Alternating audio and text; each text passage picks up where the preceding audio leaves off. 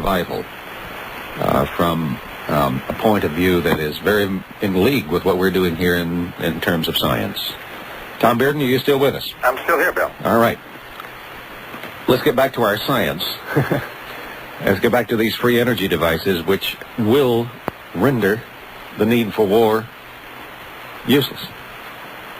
Well, you know, unless, Bill, we can do something for essentially everybody that's in the world, and I'm talking about even in the darkest regions of any corner of the earth, the poorest people, in the areas where, you know, peasants live or where very primitive tribes still exist, unless we can raise the standard of living and the conditions of living of everybody, health and so forth, we're going to continue to have an awful lot of man's inhumanity to his fellow person, or the worst case, you know, wars. We're going to have wars and wars and wars. But if we can do something that can make everybody's life a lot better, a lot easier, can take some light into those dark corners, and just not have to take a whole lot of fuel and keep pumping it in there because they don't have the money to buy it, then I think we can do something for everybody. And I think cheap energy, the source is free. We'll have to pay a little bit to build the device to tap it. You have to buy a paddle wheel to go in the river. Right. But if we can provide cheap, clean, easily portable and easily usable energy, flexible, then I think all of that can be changed. And I think we've got to do something like that. Otherwise, we're going to have nothing but nations and groups of people set against other nations and other groups of people. I have a letter here, Tom. We use science to destroy ourselves, not to lift ourselves out of the mud. To go with what you're talking about, I have a letter here from Prince Kolami of Nigeria. And he is talking about the plight of the people of Nigeria. That those people in that country spend 70% of their wealth buying energy sources to just support the very, very primitive society that they have in Nigeria, which of course drains the resources of all of the people just to have electricity, because they have no great sources of their own there, which keeps them backwards, which keeps their villages without electricity, quite often without the food that they need. They cannot develop their culture. They cannot develop the raw materials that they have within that country to develop a national thing of their own, because they cannot afford the energy. And what we're looking at here in very rudimentary forms are things that they can have in each one of those little villages in Nigeria and develop their own economy, develop their own supply of goods and services, not only for themselves but to export throughout the world. But the way they are now, and the way the most of the world is now, they are of the have-nots, and because they cannot afford the energy, they will always be the have-nots.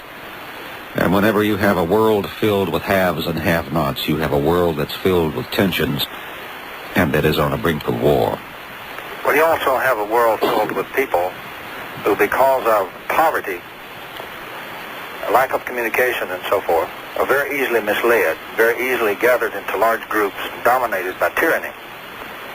And such groups then can be set against other groups, and that gives you war.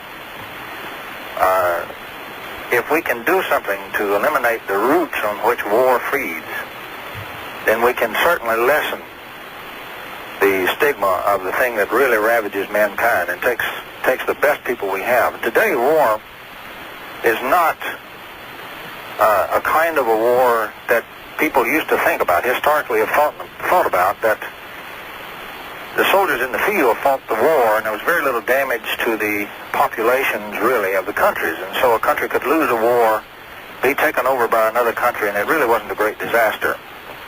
But that's not what we have today. What we have today is the threat of near total annihilation, certainly of great nations and maybe of most of the population of the earth. Mm-hmm.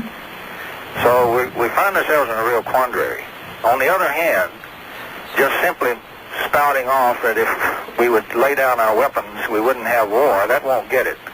Unilateral disarmament won't get it. We've got to have something that changes the fundamental problems of man all across the world.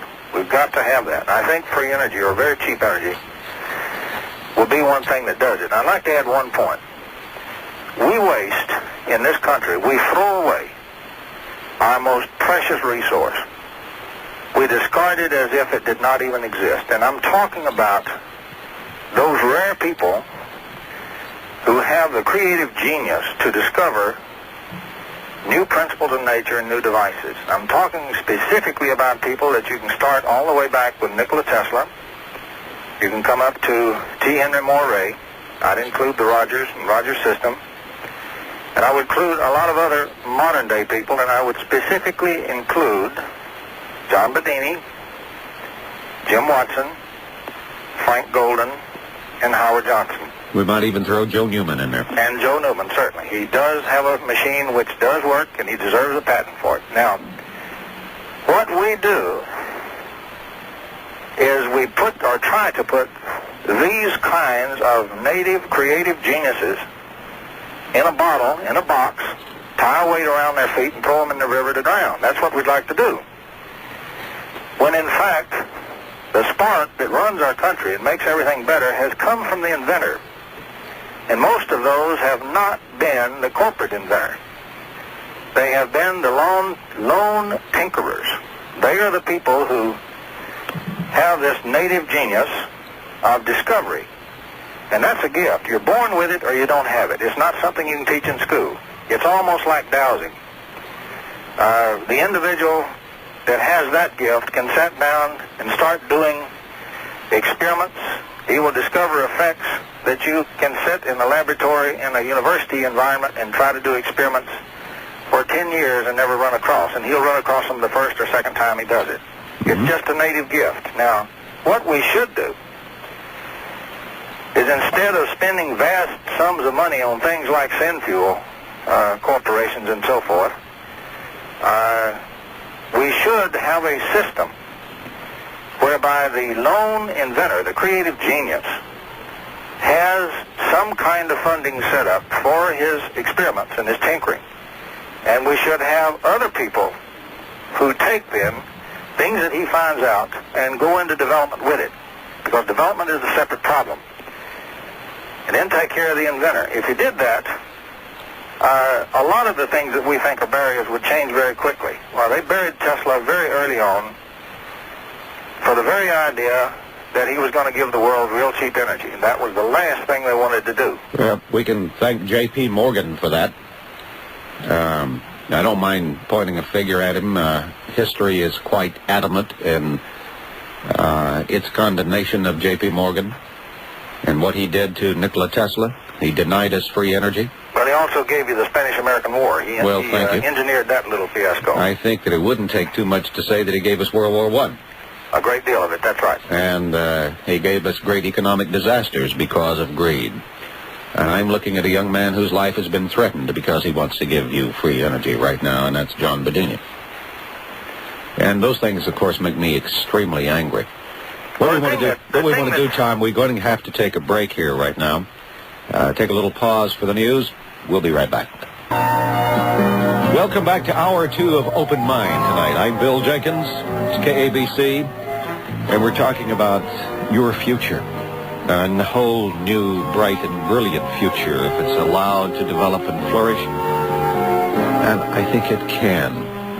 And with me in the studio are two of the men that are terribly responsible for it, Mr. John C. Bedini and Mr. Stephen Worth. And on the telephone, speaking to us from Dallas, Texas, is Thomas E. Bearden. Tom has electrified, if I can use that term, this audience for many, many years. And as we talked, John Bedini came into being. Tom, you remember that? Yeah, I sure do. I certainly do. John is amongst us. He has done some things. We're looking at things in this studio right now that would that most people that are in electronics would say are impossible.